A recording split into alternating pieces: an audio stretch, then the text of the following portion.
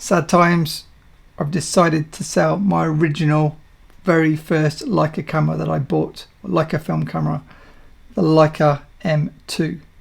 Now, it's not all bad news. I'm not quitting film photography or anything like that. I've just found something better instead. I'm not sure how I overlooked this camera for so long, but in today's video we're going to talk about why I bought the Leica M4, and it will replace my Leica M2. If you're on the market for either the Leica M2 or the Leica M4, this video is for you. I'll tell you the pros and cons of each camera, why I'm keeping one and why I'm selling one, and yeah, which one might be best for you. Also, stay with me until the end and I'm going to explain these two eyepiece devices. One you'll probably recognize, one you probably won't. One's brand new, and so yeah, stay with me and I'll explain that at the end of the video. It makes a huge difference. Absolutely love it already. Welcome, Matt here. If you're a new viewer, I review Leica related equipment, both digital and film. In today's video we're looking at the Leica M2 versus the Leica M4. I'm a long-term user and enjoyer of many of the Leica M film cameras, but I only recently got the Leica M4. If you've already subscribed to the channel, you may have already seen my video on the black Leica M4. If not yet subscribed and you like Leica stuff, feel free to subscribe below so you don't miss future videos. At the end of the black Leica M4 video, I did confess that that camera was going back and I was going to get a silver Leica M4. Since getting the silver M4, it's pretty much been in my bag for all my trips, so I'll share some sample photos as we go and a bit of behind the scenes footage. But for those interested, let me first explain why I'm going to sell the M2 and keep the M4. For a quick backstory, the first Leica camera was a Leica M3. Check out my other videos if you want to see the M3. Next came the M2, then the M4. So the M4 is pretty much a new and improved version of the M2, if you want to think of it like that. The M2 was a stripped back version of the Leica M3. It's like a cheaper version of the M3. If you use 35mm lenses, the M2 and the M4 are both amazing. Some people prefer the M2, some people prefer the M4, and so it will depend what you want from your camera. So if you like the classic rewind knob style, like you find on the M3, MA, MP, things like that, you'll prefer the M2. If you prefer the single piece film advance, one metal piece, like the M3, MA, MP, you'll prefer the Leica M2.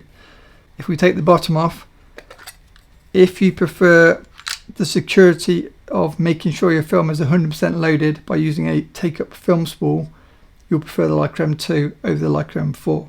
All later cameras had the quick loading, which is quicker as the name suggests, but it's also you've got a maybe 10% chance of screwing up your film loading, and so the film's not actually loaded and you get a blank roll. So it's totally safe once you know what to do, but some beginners, including myself, when I first used quick load systems, I wasted some rolls by films not being loaded correctly. So it's definitely like a hazard for new users, no question. So like Matt, everything you said so far about the M2 sounds fantastic. All the classic details, they're all metal, the brass build, brass gears, it's got brass gears inside, the same as the M4. So why am I selling it? The reason I'm selling it is because it's got a manual film counter dial on the top, which means I need to physically remember to zero my film when I'm loading my film. Now this sounds super easy, but I'm not that bright, so I just forget. So for me, I need cameras that have got auto film counters, such as the M4. So that nicely brings me on to the M4. The M4 was built to be a quicker to use version of previous Leica M cameras. So you've got your film rewind crank, which tends to be quicker, although if you let go halfway through it kind of undoes itself, whereas the film knob doesn't. So I see why some people prefer the film knob. Because I shoot models with my Leica M film cameras, sometimes they'll do something amazing exactly as the film finishes. So I'm like, wait, don't move, you'll screw up your perfect pose. So I'm like frantically trying to rewind the film like within like 30 seconds and getting another one loaded. In this instance, I prefer the M4 over the M2. Again, the Leica M4 has got the quicker to load, quick load system. Again, once you know what you're doing, you're not going to screw it up. So I'm safe to use the quick load system, so that's not an issue. Drawbacks of the M4, it does have the plastic film advance lever, plastic and metal, like a two-piece advance. Some people like it, I prefer the all metal one personally, but it's a matter of preference. Surprisingly, it doesn't upset me as much as I expected it to when thinking about getting the camera, so it's just become like another film lever. I don't even notice it anymore. And it's got the auto frame advance switch. If you look on the front of the cameras, the M2 has got the metal levers for the self timer and frame selector switch, where the M4 has got the plastic inserts on the metal levers. So again, some people prefer the original classic M2 for this reason over the M4, and I get that. Now for 35mm users particularly, I can see why you'd probably prefer the M2. The M2 has only got 3 frame lines. It's got 35mm, 50mm and 90mm. This means every frame line is an individual frame without a second frame showing at the same time. Now that sounds like normal, but if you compare that to any modern Leica film camera, they have a pair of frame lines at any one time. So you'd see the 28mm and 90mm together, 35mm and 135mm together, and the 50 and 75mm together. This gives you a more cluttered viewfinder, as some people describe it, which is why in that instance you probably prefer an M2. The M4 is almost perfect. It's got an additional 135mm frame line to the original M2. So you've got 35, 50, 90, 135, but they paired the 35 and 135 together into one paired frame line. So again, in this instance, I can see why people prefer the M2. However, saying all that, I've not had any issues with my pair of frame lines in my M4 when using 35mm lenses. And this camera is an absolute joy to use with small, compact 35mm lenses, as I was using in Budapest and Poland and things like that. Now, before we talk about the viewfinders that I promised, I want to show you one more camera.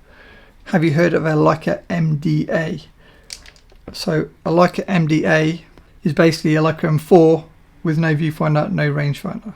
This camera is absolutely bomb-proof, and once you've had it CLA'd by someone like CameraWorks, thanks CameraWorks for CLAing my nice camera, because there's no rangefinder or no viewfinder, this is like your ultimate Safari M4 because it can't get knocked out of calibration. Now you could use this for your bike packing trip, or I don't know, mountain adventures or whatever it is. And all I do is I add a Light Lens Lab tiny 35mm finder. It's probably closer to 40mm, but knowing that, it's fine. It just looks the part with it being in the matching silver. And then I use this either to zone focus with small wide lenses, or with a Leica VisoFlex housing to convert it into an SLR. And it pairs really nicely with the M4, which I can use for kind of more precision work with the rangefinder, viewfinder, the usual setup. Now for the geeks amongst you, there is one difference on the top that you may not be aware of. The MDA has the original M2, M3 Film Advance single piece metal lever, where the M4 has the 2-piece lever like you find on, say, a Leica M6 for example. So for that reason, the Leica MDA is the only Leica camera I'm aware of that has a film rewind crank paired with a single piece Film Advance all metal lever. Fun fact if you're interested, probably weren't, but there it is anyway. Okay, let me tell you about the viewfinders. Okay, so because my eyesight is not 20/20, I don't have perfect vision. I wear glasses when I'm driving because I'm short-sighted, meaning I can see close but I can't see distance. This means when I'm trying to take accurate photos of models, I've always used 1.4 magnifiers on my Leica M cameras. More recently, I've switched to the Light Lens Lab 1.4 magnifier, which is also a diopter that gives you +3, -3, so you can dial in your prescription, and then you have perfect eyesight plus magnification to give you kind of that best possible chance of nailing focus with a 51.1 Noctilux or similar lens like that. I can't recommend the Light Lens Lab 1.4 magnifier highly enough, and I can put a link below if you're interested. But it has one problem. The problem with all 1.4 magnifiers is it gives you a zoomed in view of your viewfinder, and then you can't really see the frame lines for 35mm lenses. Now you've got probably two solutions that I'm aware of.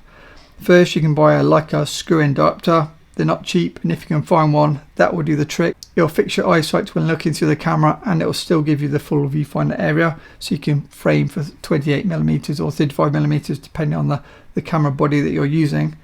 Or what I've just discovered thanks to one of my awesome patrons, shout out to Greg in Australia who just bought one himself, you can get yourself a contrast lens from Walter Leica. Now I thought this was a new product, and then I searched online and Steve Huff did a comment or like a blog post about it in 2014, and it seems to be almost exactly the same product as what he's still making today, so there's nothing new, it's just maybe never got big enough to go mainstream. So Walter Mandler makes contrast lenses, so I'll bring up a close-up so you can see, but basically This is a golden contrast filter, similar to any of you that know your vintage cameras. If you've ever seen a Leica 3 camera, they had the 2 round windows on the front. You used to be able to get yellow filters which screwed onto the front of those, which gave you a yellow view, which allowed you to see more clearly when looking through your viewfinder. What Walter's done is exactly the same thing, but he's basically built it into the back of the viewfinder, so it works on Leica M cameras. So what you can do, you can either get a contrast filter only, which basically means if you've got 20/20 vision, it doesn't change the prescription of your viewfinder, it just purely puts like a gold tint on, which is a little bit like looking through sunglasses or say golfing glasses or shooting glasses. When looking at clouds, everything just suddenly looks more 3D and poppy looking, and so it's just way easier to see. Walter also then does the option for prescription versions. So what I asked for was a prescription version golden contrast filter. So now I've got my prescription built in and it's golden contrast, and I can see the whole viewfinder area.